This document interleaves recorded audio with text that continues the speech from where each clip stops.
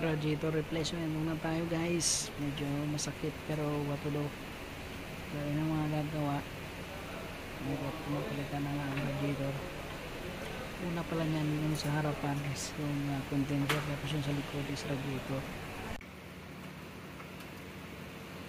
Ito na nga't sinisipat-sipat na ng ating mekaniko. Abay, mahirap nga pala talaga ilagay yan kasi sobrang liit.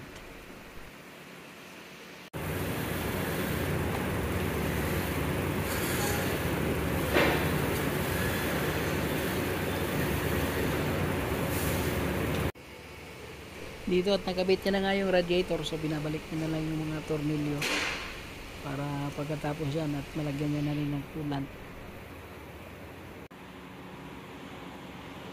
Binabalik na rin ng mga clip ng sa radiator hose.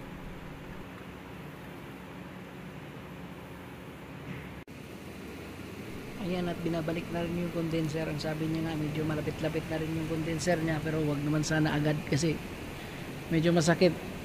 Sana tumagal-tagal pa ang buhay. Pag nakakita ulit ng salapi at pwede nang palitan yan.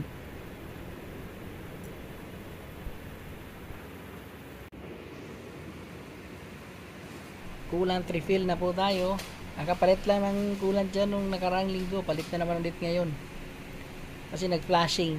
After ng flashing, nag-leak ang radiator. Ayan tuloy. Ayan, ito yung testing na. Napandang tinatanggal yung hangin sa loob ng radiator. Sabi niya okay naman daw, kahit yung radiator cap is okay pa naman. So hindi mo na papalitan yung radiator cap.